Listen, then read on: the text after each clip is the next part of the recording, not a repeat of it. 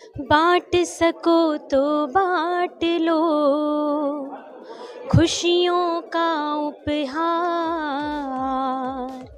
बांट सको तो बांट लो खुशियों का उपहार, वरना इस संसार में दुख बैठा हर द्वार।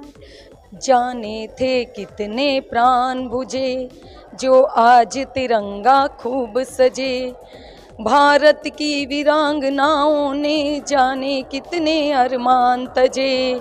तुम्हें आज शेरनी नारी की एक कथा बताने आई हूँ, निरार्या एक वीरांगना पर गीत सुनाने आई हूँ। तुम न होती तो मेरे दिन चमकीले और रातें रंगीन न होती, तुम न होती तो कमीज का बटन टूटा ही रहता, मैं बटन लगाने को किससे कहता। सुनो, मुझे तुम्हारा बुढ़ियाना भी पसंद है, तुम अंगूर थी अब किशमिश हो चली हो। मैं और मेरी तन्हाई अक्सर ये बातें करते हैं, तुम नहीं होगी तो कैसा होगा, या मैं नहीं रहूँगा तो कैसा होगा। तुम वही स्टाइल की झोली बांधना, क्योंकि चुन्नी को झोली की तरह बांध के पीछे महिलाएं लटका लेती हैं और जो कपास को चुन चुन के उसमें डालती हैं। तुम वही स्टाइल की झोली बांधना, पर इस बार लाल वाली वायल मैं लूंगी, पर इस बार लाल वाली वायल मैं लूंगी। तुम फिर से गाना हरियाणवी लोकगीत और मैं करती रहूंगी गीतों की फरमाइशें। फिर वही डोले पे बैठकर खाएंगे रोटी और कढ़ी प्याज और हरी मिर्च के साथ, रोटी और कढ़ी प्याज और हरी मिर्च के साथ। तुम सुनाती रहना किस्से अपने बचपन के, दादा दादी से मिली डांट के, प्यार के, मार के। और किस्सों में जब तुम जिक्र करती हो ना खेत का, बेरी का और नदी का, सच कहूँ अपना बचपन याद आ जाता है।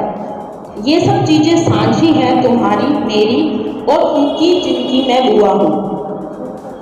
मैं भी मन भर जी लेना चाहती हूँ इन खेतों को, डोरों को, पेड़ों को, गमे और नदी को भी। शायद मुझे डर लगता है इन सबसे दूर हो जाने का, जैसे कि तुम हो गई हो इनसे दूर, जैसे कि तुम हो गई हो इनसे दूर। धन्यवाद।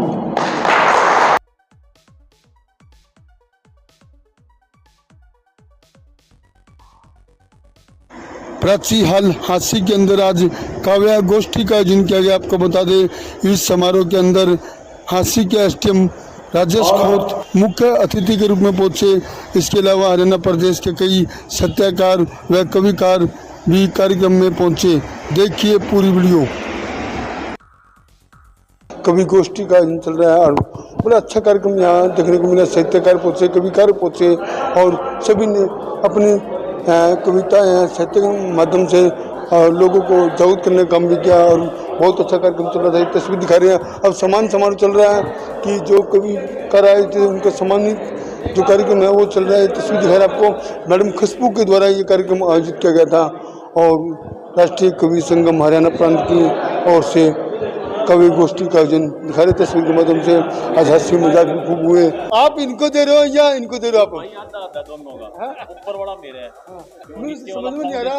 ये भूटानी साहब एसडीएम साहब को दे रहे हैं, एसडीएम साहब भूटानी को दे रहे हैं। जो मैं वही करती हूँ। जी तो कैसा लगा कार्यक्रम? देखिए ऐसा है, 11:30 आए थे, अब 2:30 बज गए। 3 घंटे कैसे बीते पता ही नहीं चला। मैं सभी आंशिक के प्रबुद्ध नागरिकों से निवेदन करता हूँ, उनका आह्वान करता हूँ कि वे किताबों को ज़रूर समय दें और काव्य गोष्ठी में शामिल हों। कुछ न कुछ लिखें ज़रूर, कुछ न कुछ पढ़ें ज़रूर। कोई भी विश्व पुस्तक मेला या कोई भी पुस्तक मेला लगे वहाँ से किताबें ज़रूर लेकर के आएँ और कहीं से भी कोई अच्छा ज्ञान मिलता हो ज़रूर लें और प्रशासन का सहयोग करें और बड़ों का सम्मान करें। और इतने कविगण आज आए हैं, बहादुरगढ़ से, रोहतक से, टोहाना से, दूर दूर से आए हैं। इन सब का मैं प्रशासन हांसी की ओर से बहुत बहुत धन्यवाद करता हूं। विशेषकर श्री के.जी. विद्यार्थी जी राष्ट्रीय कवि हैं, उन्होंने इतना समय हमें दिया। और खुशबू जैन जी जिन्होंने इस कार्यक्रम की परिकल्पना की और बहुत अच्छी एंकरिंग की, उनका भी बहुत बहुत धन्यवाद। आपकी भी एक चोरी पकड़ी गई है क्या जी? किताबों के कीड़े निकले आपने? ऐसा है, मैंने तो बताया ही था। किताबें, कविताएं, कल्पनाएं, कोशिशें, दिल लगी वो भाइयों से सीखा, यहीं सीखा और यहीं बता दिया, कुछ भी उधार नहीं रखा। धन्यवाद। अच्छा जी, राम राम। एसडीएम राजेश खोजी ने साफ तौर पर कहा कि बहुत बढ़िया लगा, ऐसा कार्यक्रम होते रहना चाहिए। और कभी गोष्ठी का बहुत अच्छा है। मुझे याद है आज से करीब 35 वर्ष पूर्व मैंने खुद इस तरह के फंक्शंस अरेंज किए हैं जिसमें राष्ट्रीय स्तर के कवि भाग लेते रहे हैं, और आज काफ़ी समय बाद हाँसी में फिर से वह दृश्य देखने को मिला। सभी कवियों ने समाज के विभिन्न विषयों पर अपनी बात बड़े तरीके से रखी, और जैसा कि मैंने बताया कि जो कवियों पत्रकारों का जो रोल है, इन्होंने तो देश को स्वतंत्रता दिलाने में बहुत बड़ा अपना योगदान दिया। तो आज युग बदल रहा है, कहीं ना कहीं हर फील्ड में कोई कमी आई है। तो मैं चाहूँगा कि हम इस क्षेत्र में ऐसी कविताएं अपनी लाएं जिससे लोगों में हास्य का पुट तो रहे, लेकिन देशभक्ति की भावना, देश प्रेम, राष्ट्र प्रेम, यह भी उजागर हो, और जो हमारी नई पीढ़ी है वो देश से, राष्ट्र से जुड़े। तो इससे क्या होगा कि हमारा राष्ट्र नित उन्नति के पथ पर अग्रसर होगा। यह कार्यक्रम सिर्फ इस भवन में, इस कमरे के अंदर कैद होकर रह जाएगा। तो मैं सर का भी पुनः आभार करूंगी, और यहाँ पधारे सभी अतिथिगणों का बहुत आभार कि इस अच्छे कार्यक्रम की शुरुआत आप सभी की वजह से हो पाई है।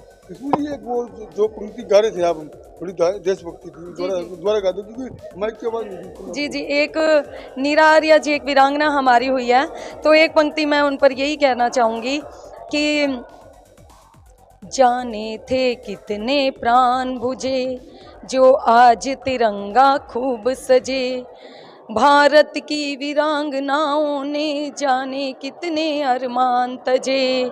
तुम्हें आज शेरनी नारी की एक कथा बताने आई हूँ, नीरा आर्या एक वीरांगना पर गीत सुनाने आई हूँ।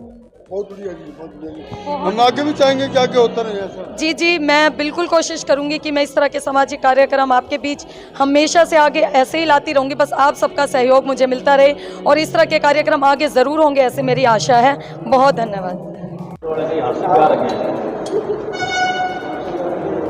भाई का नाम अंगारा पवन। ललित जी आप साथ आओ प्लीज।